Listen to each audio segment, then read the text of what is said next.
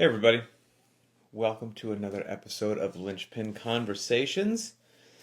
And Linchpin Conversations is actually the point of today's conversation.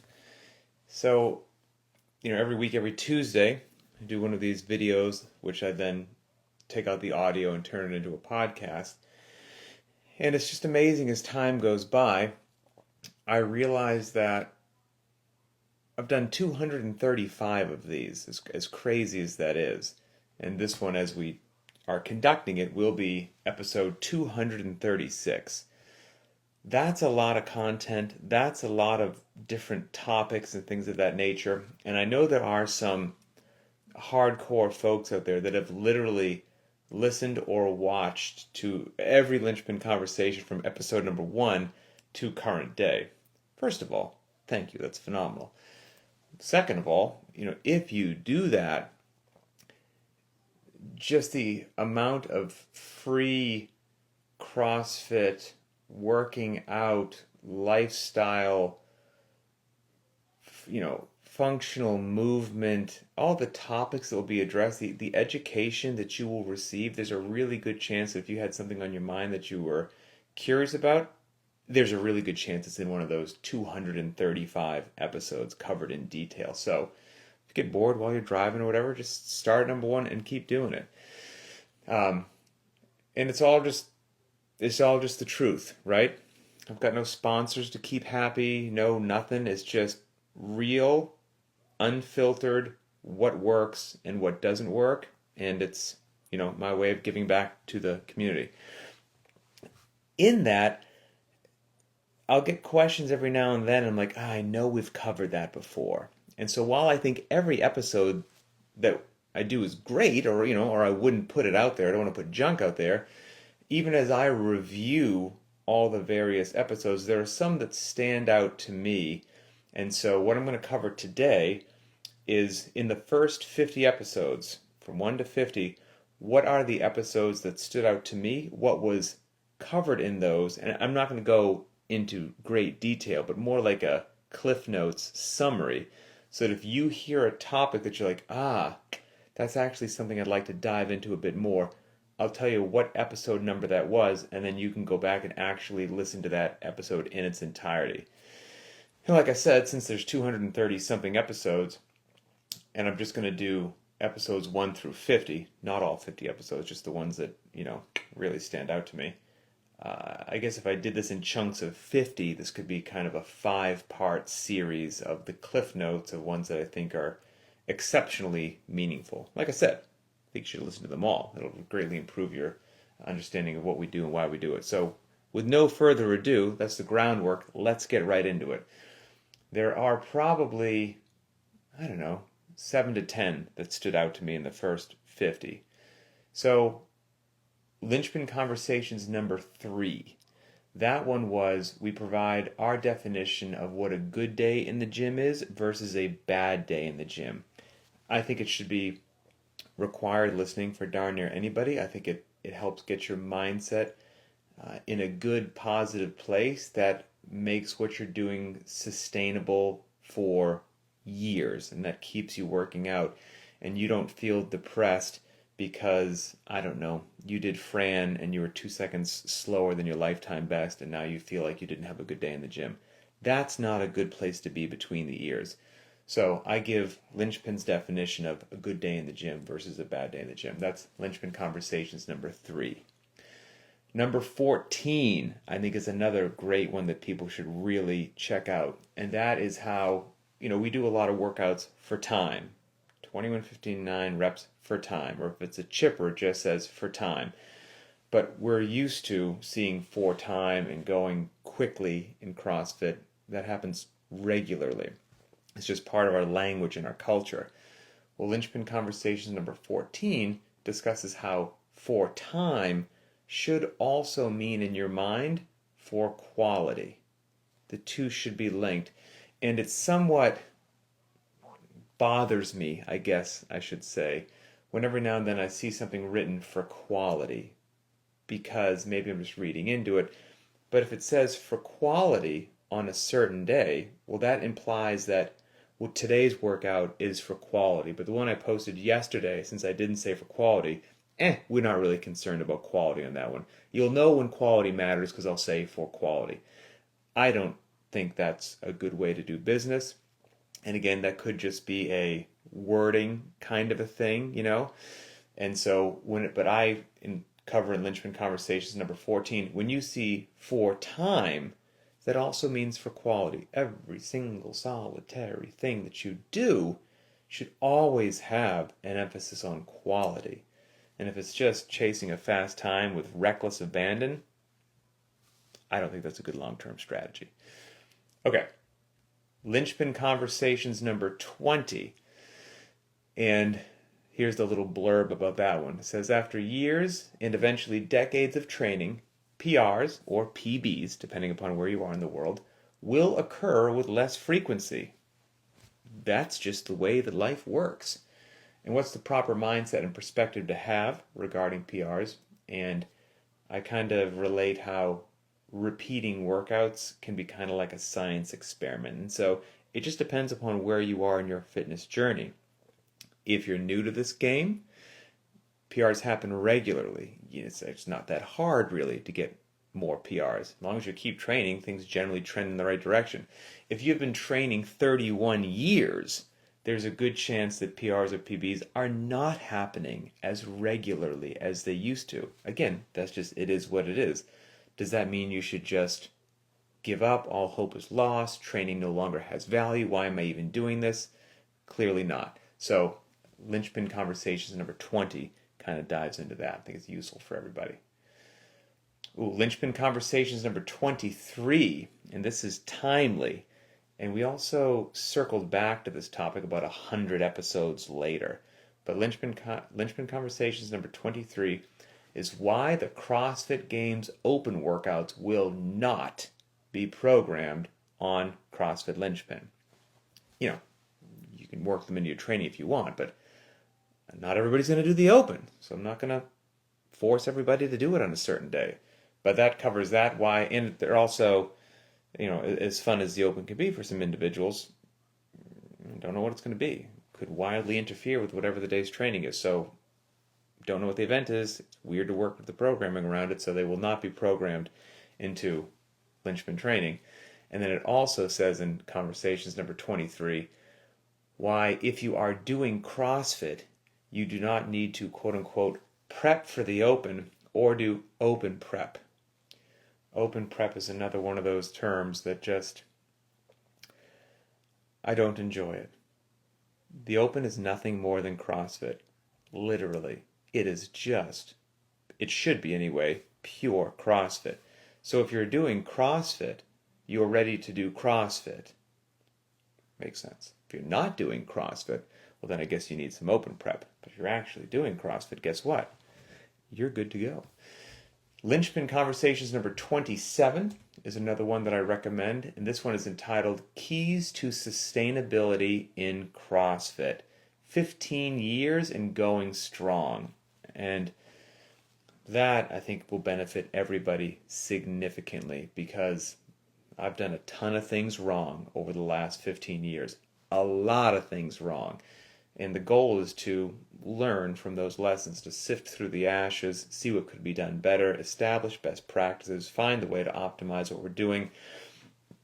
And then a part of these, large part of these conversations is to share that knowledge with all of you to ideally put everybody on a smoother and more efficient path, based upon the things that I've learned. And so Conversations number 27 is all about sustainability, how to avoid getting burned out in CrossFit, how to keep having fun year after year, some secrets to having successfully done CrossFit for 15 years, how much should you work out, how much intensity is too much, accessory work, should you or should you not do it, removing ego, embracing scaling, shutting off the clock every now and then, ignoring social media pressure. There's a lot of stuff packed into episode 27. I think people would benefit from it. Okay, moving right along. Now we're about halfway, right? We're covering the first 50. That was 27, so we're halfway through some of the greatest hits as far as I'm concerned.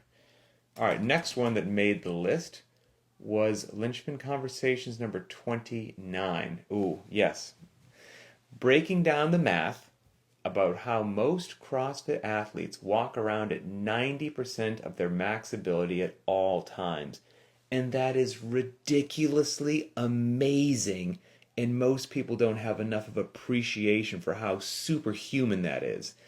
And in that episode, we used the classic CrossFit benchmark Nancy as an example. People are curious creatures. I'll just leave it at that. But this ties into some of the topics discussed in some of the other episodes I told people that they should check out. That like, it's a good day if I got a PR, and it's not a good day if I didn't.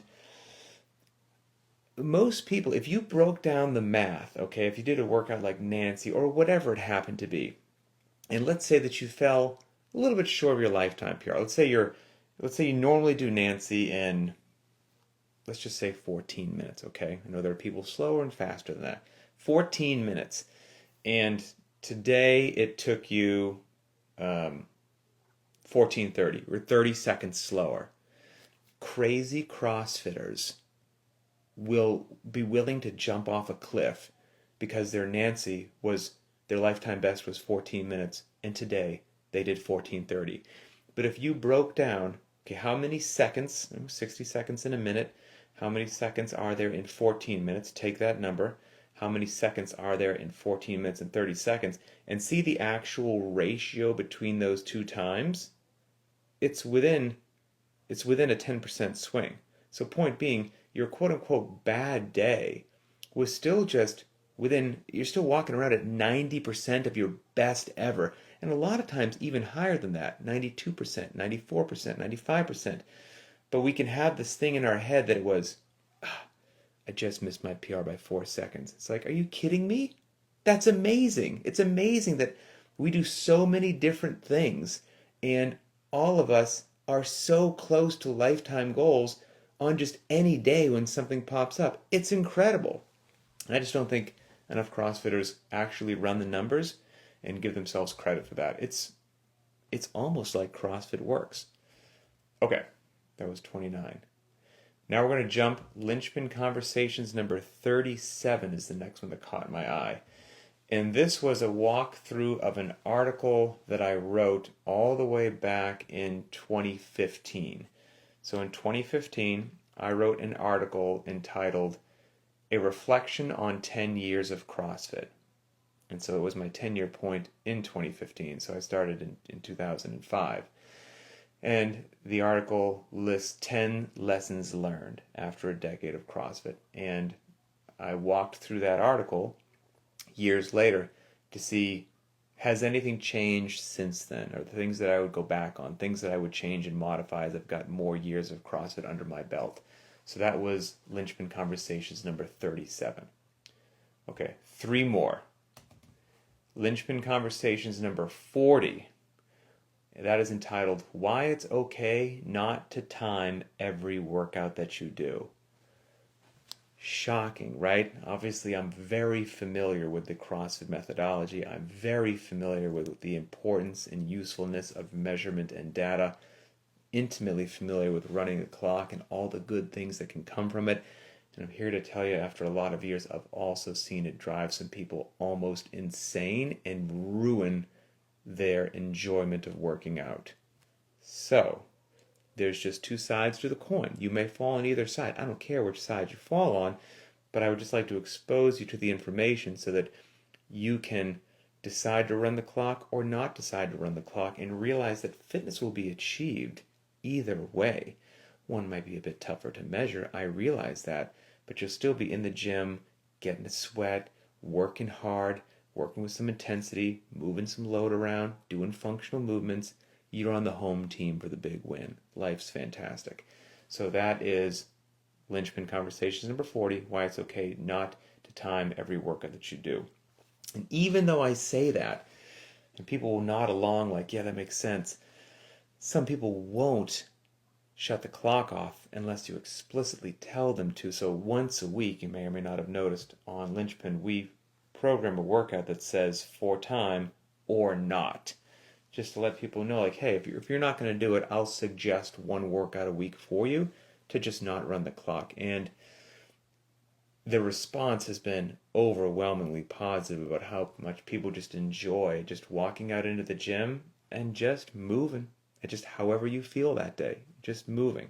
And I'll usually, and this is just how I like to program things, not all the time, but I'll usually try to put that not for time option on a day that maybe has something that could cause people to take a little longer than normal, maybe a skill, for example, so that they can feel no pressure to go in and work that particular skill without the clock bearing down on them. For example, maybe the workout has a lot of double unders in it, and that's a movement that can just, I'm trying to figure out how to say this without using a cliche, but I can't do it. Causes people to stumble. Double unders can trip them up, again, no pun intended. But the clock can continue to run as you're just tripping and tripping and tripping on the rope. That gets in your head. You get frustrated. You see the time continuing to tick by. Well, if you got a lot of double unders in the workout and you just feel like working on your double unders that day, shut the darn clock off and let the workout take however long it takes. And you'll be just fine if you do that every now and then. Or maybe the workout has a lot of strict gymnastics in it. You're going to do strict ring dips and strict pull-ups, which, for some people, there's tremendous benefit in doing strict work, but in general, it's going to take some folks significantly longer to do strict than kipping, and that might make the workout take outside the window of time that they thought, and then they feel bad because they missed the mark on the time. It's like, well, you can also change your mindset on that. Don't run the clock and just let the workout take what it takes. If there's a lot of strict pull-ups or strict ring dips, and just like you have a heavy day with the barbell that you don't time, right? Because you're lifting a heavy weight and then you're going to give yourself several minutes to recover so that you can do it again and get quote unquote stronger. Well, allow yourself that same grace with gymnastics movements as well. Maybe you're going to do some strict pull-ups and some strict ring dips, and then you need a little time to recover until you can do another set. But you're going to walk away from that training session developing gymnastics strength, which is going to be so beneficial down the road, in the next workout that you kip. So there's a lot of good stuff there. And that was Linchpin Conversations number 40. Okay, 2 more. Linchpin Conversations number 42. This one, if there could just be fire emojis all over this would be a good one. This one is entitled, Extra Lifting is not what most people need to improve their fitness. I know. Heresy. Oh my goodness, right? Touching the barbell more is supposed to magically improve all areas of fitness. Hasn't been what life has shown me now. My wife is walking outside with my baby. I'm going to wave to her through the window. So yes, Linchpin Conversations number 42. I think a lot of people would really benefit from this. Extra lifting is not what most people need to improve their fitness. And so now we're kind of talking about assessing your strengths and weaknesses honestly, not just based upon what your CrossFit heroes seem to do every day for training, not just based upon what you saw in some games documentary and figured that you needed to improve some area. An honest, unbiased assessment as if an emotionless cyborg robot analytical fitness computer looked at you and then said, oh, yes, guess what? You do need to improve your lifting. But our data also shows your engine needs significant work. Oh, and sorry, I'm going to hit you with a trifecta. Your gymnastics movements are also quite below par. So as it turns out, you need to improve everything, aka fitness, aka general physical preparedness, aka CrossFit. So just do CrossFit. And if you do it in a smart, intelligent way with good, well thought out programming, all of those areas, your lifting, your conditioning, and your gymnastics or bodyweight movement, it is possible to raise all of those in a nice, sustainable way that helps develop long-term fitness and doesn't unnecessarily beat up your back, shoulders, and knees so that you actually feel good and don't dread going into the gym. And now you're still doing this 5 or 10 years later because you didn't pile too much on yourself and just implode like a dying star. So that's Linchpin Conversations number 42. And the last one, Linchpin Conversations number 45, entitled Don't Blow Out Your Knee.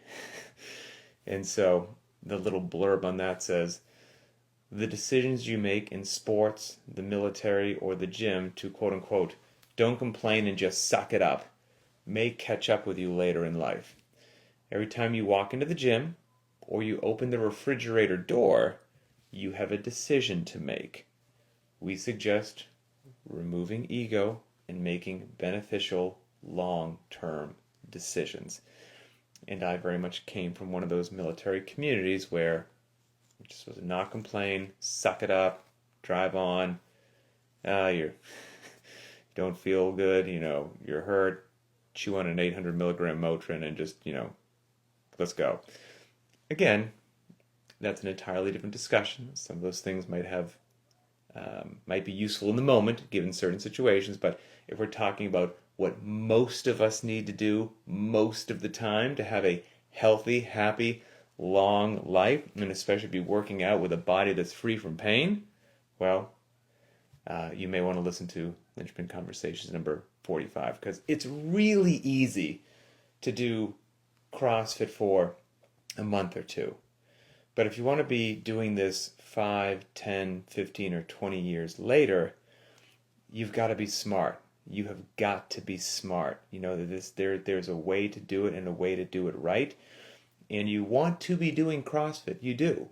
Because CrossFit does functional movements. Those are the movements that life demands you have competency at, be it if you want to excel on the field of sport, or you just want to be able to pick things up off the ground and raise and lower your center of mass, and you want to be an old person one day that doesn't have to go to a nursing home because your home has stairs and you still want to be able to walk up the stairs. I mean, whatever it happens to be, functional movement, not machine-based movements. Intensity is your friend, of course, relative to the individual. I mean, all these things you want to be doing CrossFit. You just want to be doing it right, you want to be doing it smart, and you want to be doing it in a way that you can do it for a very long period of time. So I would say over the first 50 Linchpin Conversations, those are the greatest hits. Again, it'd be great if you listen to all of them. But if any of those ones stood out to you, just scratch down what that episode number was, and you can go ahead and dive into that specific one and get a whole lot more detail on that particular topic. I don't know when we'll do part 2, in which we'll cover episodes 50 to 100, but it'll happen eventually. Have a wonderful day, and we'll talk later.